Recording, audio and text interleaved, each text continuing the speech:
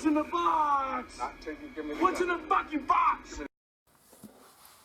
Hello and welcome to another episode of What's in the Box, and today we are going to look at Das Werk Productions Panzerkampfwagen 5 Panther A early mid without interior, which is in cooperation with Takom. So the plastic is provided by Takom, the box is provided by Das Werk, and then they sell it as a Das Werk model. Those Panthers are the Panther A's from Takom without the interior. So if you want to build one of those Takom Panthers, but you don't really see the need of spending money for an interior kit, this is what to get. As you can see, we can build the early or the mid version with this box. The tank itself does not come with zimmerit, similar to the Takom ones that do not come with zimmerit either. And the part count doesn't even say on the box, so we'll figure this out later on. Overall, a very highly detailed model kit, at least that's what the box says, and we will find out whether or not this is actually true when we look inside the box. So let me quickly show you guys the sides of the box.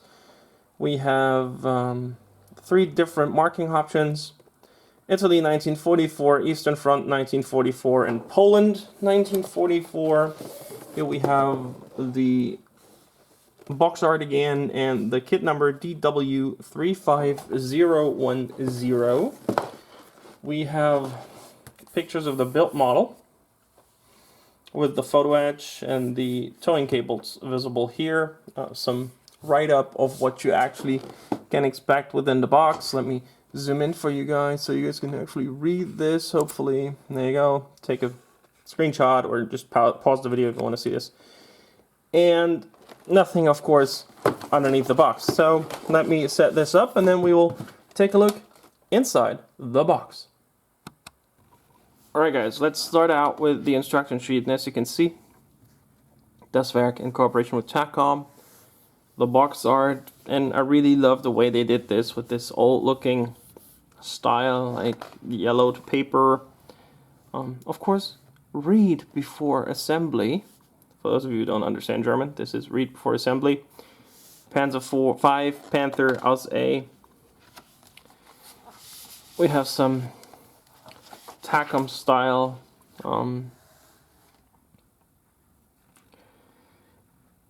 safety tips, what to do, what not to do, and caution.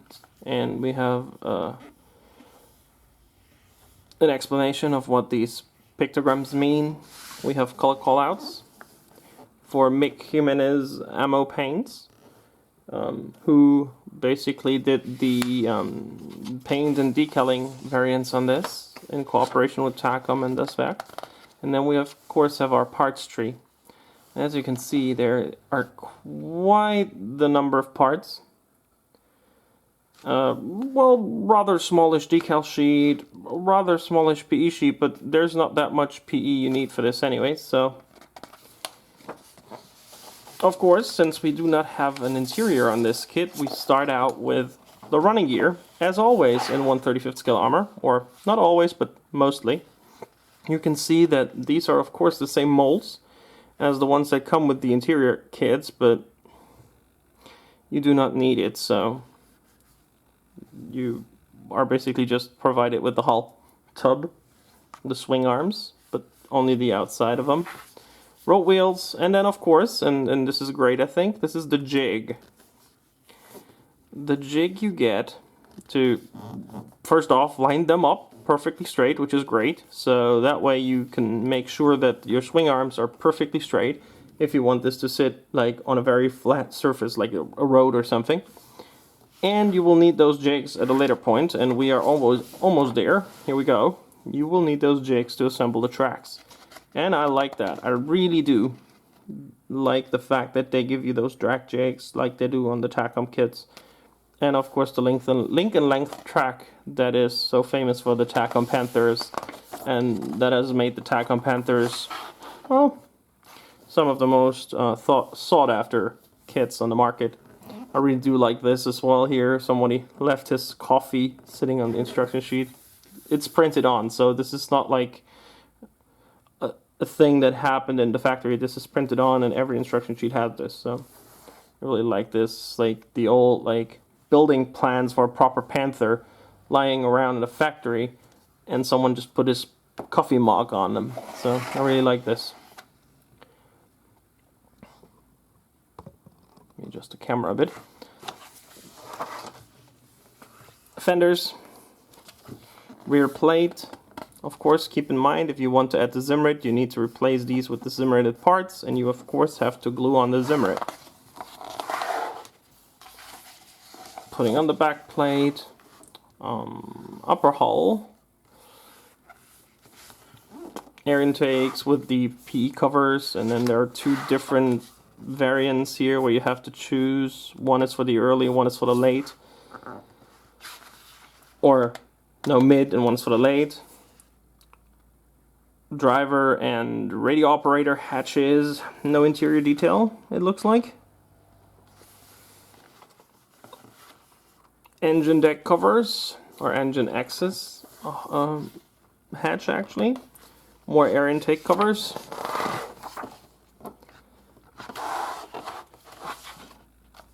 Putting all of this together. Spare track racks on both sides, then put the spare tracks in, and then there, I think this comes with the small pins that you can actually put in on top, which makes this look really realistic, which I think is great. Tools, towing cable, barrel cleaning rod tub, tube going on, sadly two-part, but we will see this in plastic as well later on.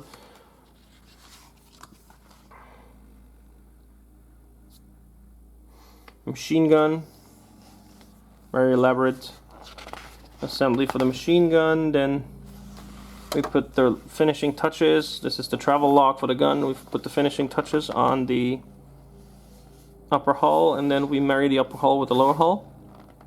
Of course, you don't have to put the tracks on this early. You can put them on and take them back off to paint them off the model. The side skirts, and again, this is sad because this is a one-piece side skirt, and I'm sorry, this is a one-piece side skirt, and I'm not a big fan of one-piece side skirts. I have no clue what this is, so don't like, oh, okay, I think this is the towing hook base which goes underneath, and then you have to, yeah, okay, this is the towing hook base. And now we've reached the turret. This is where the fun happens. The gun is mounted. More coffee, thank you very much, Takom and das Werk. Turret cupola. Okay, so they want you to glue this on and then nip off the periscope covers. Interesting. Never seen that before. Back wall of the turret with the loader's hatch for discharging the ammunition, the spent ammunition cases. Anti-aircraft machine gun. This is specifically important for the late version, I think. The late version was like 100% equipped with one of those machine guns. I'm not sure on the mid version. Gun breech. Mantlet, everything goes together. Coax is put in place. We married the gun breech with the mantlet and the gun cover here with the turret. And then, of course, we marry our one-piece gun barrel with a three-piece muzzle brake, which I think is very, very nice. We have a three-piece muzzle brake to our turret, and then put the turret floor on, turret ring, and there we go. We marry our turret with our tank, and we're done. And like I said, we have a couple of color paint and marking options. Italy, 1944, as I said, in cooperation with Mick Jimenez, and ammo by Mick Jimenez. A very, very rudimentary dark yellow scheme with some brown camouflage on the side skirts.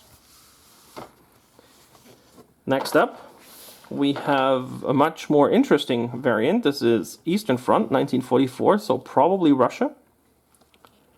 Tritonal camo scheme. 23rd Panzer Division. I think they were in Russia. I'm not entirely sure. And then last but not least, we have a little bigger one. This is Panzer Division Totenkopf. A famous SS Division Totenkopf. In Poland, 1945, a two-tone scheme, dark yellow with green camouflage pattern. And yeah, very nice. So this is our instruction sheet. As you can see, this is quite the elaborate instruction sheet. We talked about this for quite some time. And while we're at it, the back with the instruction sheet also comes with some more goodies. Let me take them out. And I will spare you guys opening up the bags with the sprues on camera. I will do this off camera before I film the next segment. So you don't have to sit through me opening all of those bags. Let's start with the decals, and those are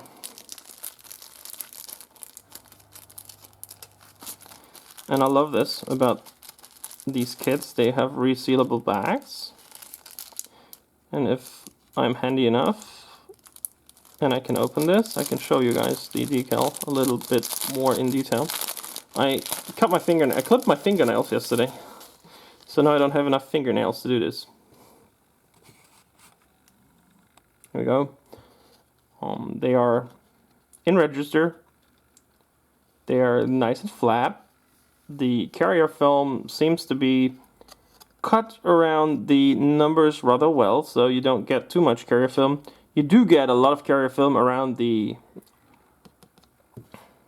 iron crosses though, around the Bottenkreuze.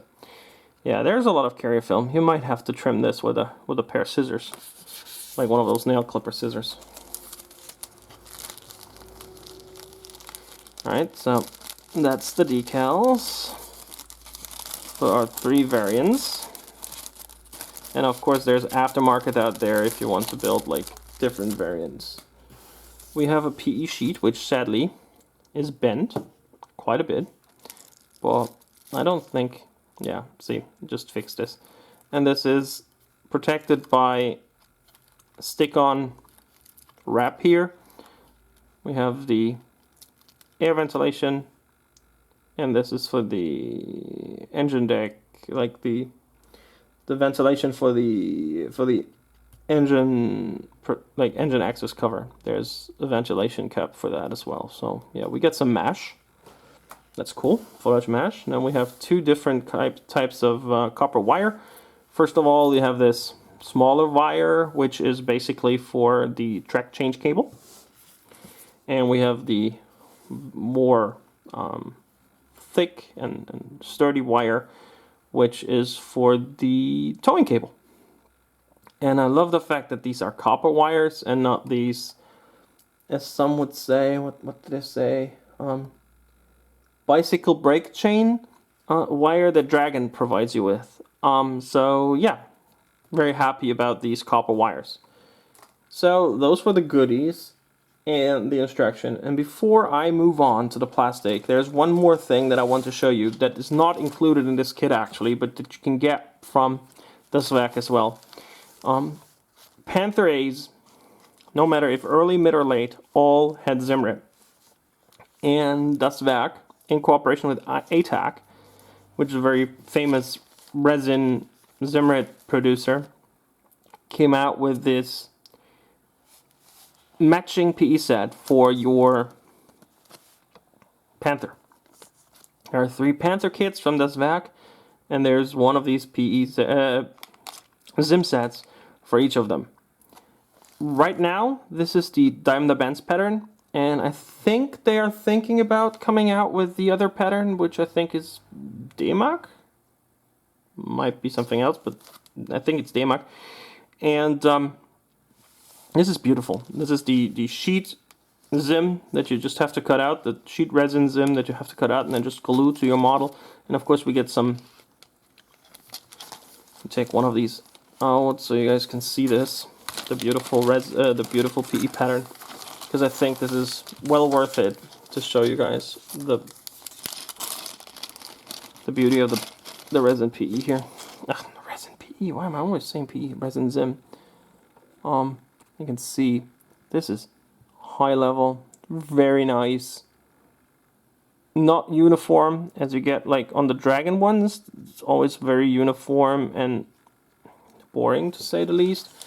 And here it's a lot more easy to damage the Zim, especially when you look at the Zim sheets here. You can just leave like corners off or something. And this is a €20 extra investment. Yeah, it's a €20 extra investment for this, $19.99. But since you need Zim on your Panther anyways, I think it's a very worthwhile investment. And once I tell you how much the Panther is at the end of the video, you will see that adding this for the €20 still makes this cheaper than a lot of the Dragon Panthers that still would need added PE. Not PE, zimmerit, for God's sakes. What is wrong with me today? Jesus. So, like I said, I will now take out all the plastic from all the backs, and then I'll be back, and then we'll look at the plastic in this kit, which is, and I can spoil you already, a stunner.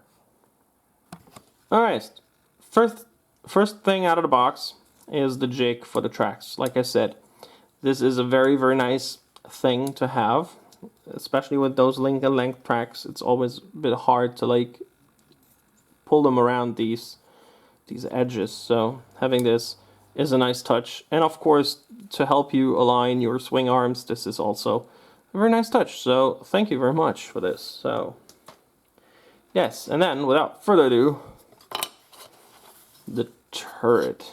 And I'll zoom you in and I'll show you guys the beautiful, beautiful surface detail. We have some cast texture, but not too much. And as you can see, there's also cast texture on the turret roof. Nice weld seams all around.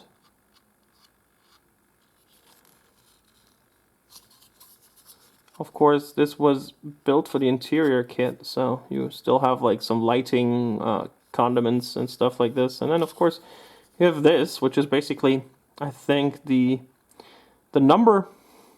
So this is probably the 2097th kit that they did in 2018, but I'm not sure. It might just be the number on the sprue, on the mold. Yeah, the detail on this, as you can see, is flat out stunning. Nothing bad I can say about this at all, and there's nothing bad I want to say about this. And I think we can continue with the same, like in the same tone on this. You can see nice cast texture, nice detail, nice weld seams. Just look at this flame cut edges here, very nice. And of course some texture, but not too much texture. And I like the fact that, I'll zoom out for this, I like the fact that this is one piece, basically.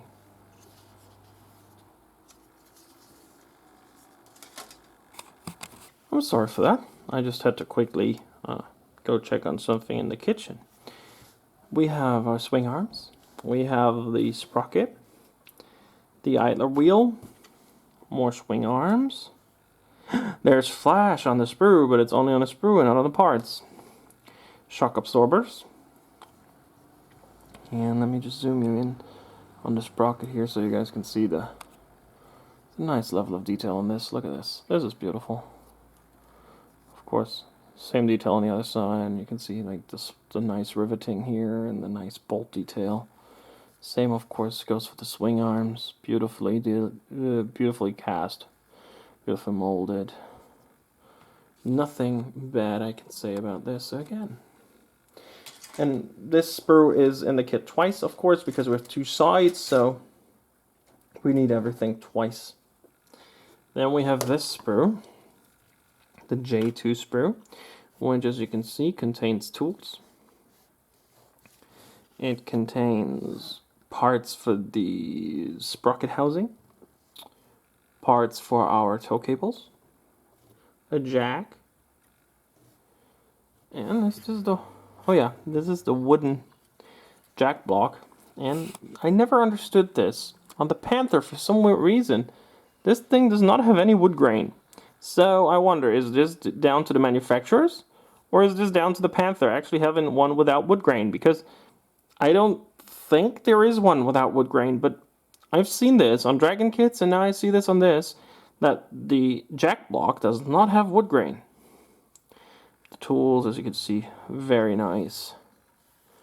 Very nice, indeed. This basically is turning into me just raving about this kit, but there's nothing bad I can say about this, so why would I? This sprue, this is the E2 sprue, contains one of our machine guns, the 3 that we need. It contains part for the back plate, which we will be replacing with one with zimmerit on. More parts of the machine gun. And then of course we have our exhaust covers here. One with the brake light, which I've never seen done like this before. So this is quite amazing. I've never seen this. This looks cool. Great job. Very detailed, and the love with regards to detail here is stunning. And this contains our front plate and our back plate, and no clue what this is and where this goes, but you can see that some of those parts are actually meant to be for the interior kits. This is the back plate on the outside, some nice rolled steel texture. Again, as you can see, there is some rudimentary detail on the inside, which you of course will not be seeing. The exhausts are hollow, but you will probably have to drill them out a bit more just to make it sure that this looks realistic. Alright. Now then, what we have here. This, I think, is the plate that separates the fighting compartment from the engine compartment. I think you have to put this in for stability's sake. Of course, this is the lower hull of the entire tank, like the bottom plate, which then builds up the hull top. More parts for the exhaust here, up top. Some small parts that I cannot tell what they are. And then, like I said, we have 2-piece barrel cleaning rod tubs, which is a bit sad, I have to admit. But if you put them together nicely and then sand them down nicely, I think you can still deal with this issue. Then we once again have identical sprues containing the wheels.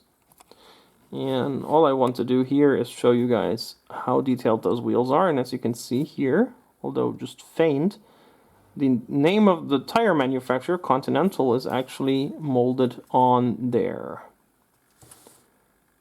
See, some nice detail. Let me turn this around.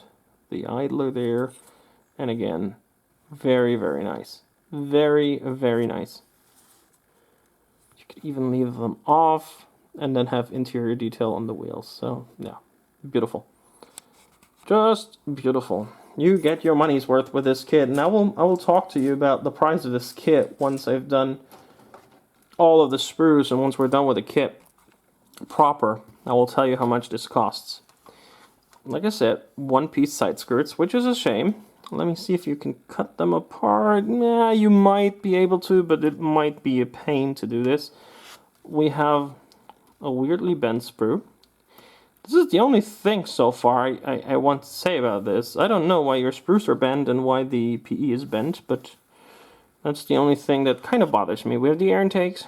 We have the protective cover for loader and driver, radio operator and driver. We have the engine access ports, the antenna mount here, which is really nice. Let me zoom in here. You can see, actually, it's hollow, so you can mount an antenna there without without any issues. And there, of course, is some nice texture on here.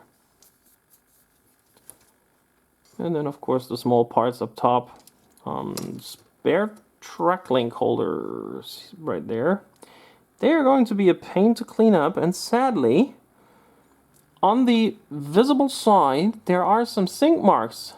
Look at this, there's a sink mark, which you will be able to see, and there's some flash, so yeah.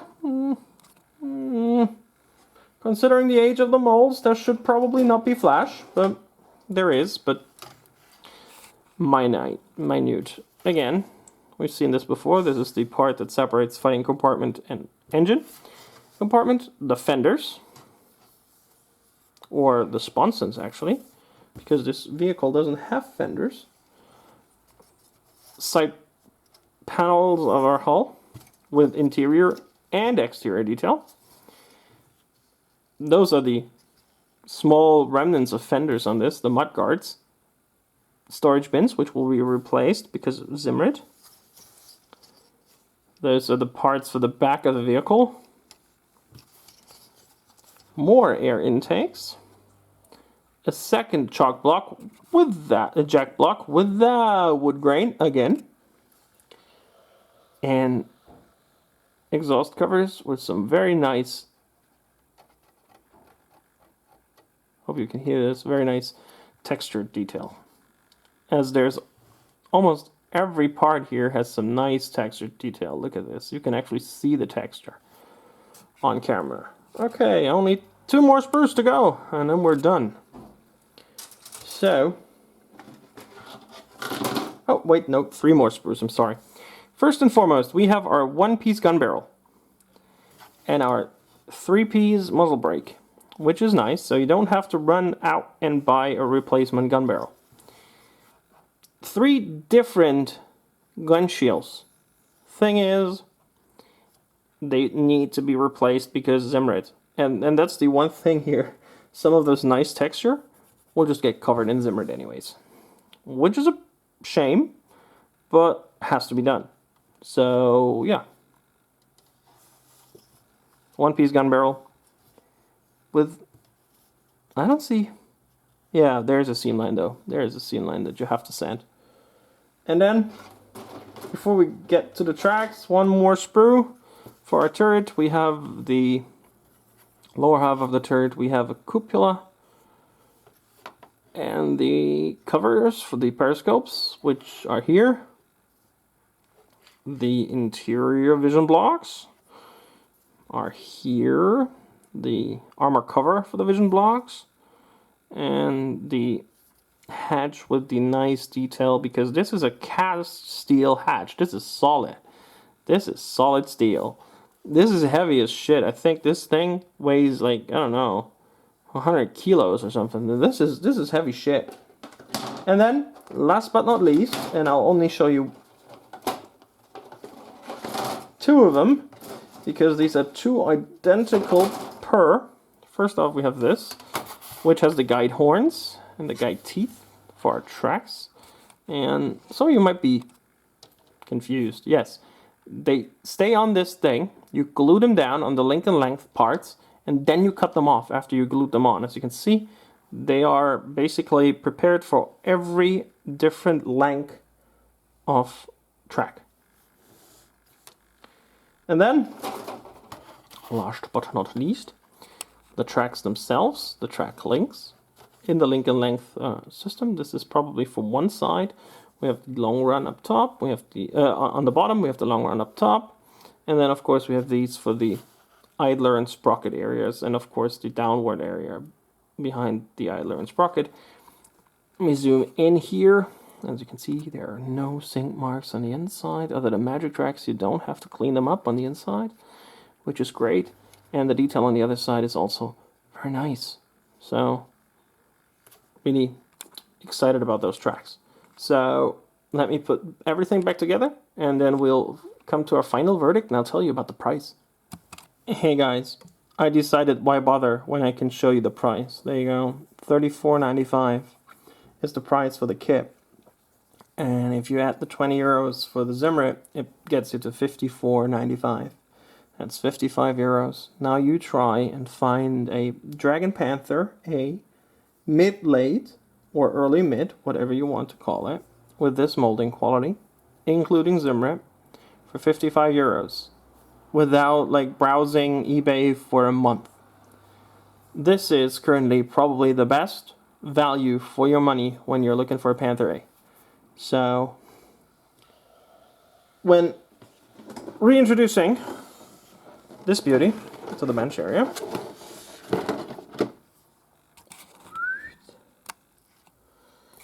and readjusting the camera, I think there's nothing I can say about this that would lead me to say something other than this is a pure 10 out of 10. Right now, I don't think you can get a better Panther A on the market for your money. I think best bang for buck, this kit right now, 10 out of 10, great stuff. I would always buy this again for this price. Always, no questions asked. And I will, and I can tell you already, I will be getting the early and the early and the late one as well, because why not? This is great. So thank you guys for watching, and thanks to those guys who participated in my community poll where I asked you about what kind of videos you like. And thanks for subscribing. If you haven't subscribed yet, please subscribe. Please follow me. I will keep you posted on a regular basis. And yeah, if you want me to succeed even further, you can give my Patreon a look. I will link it right on the right side of your screen, right there.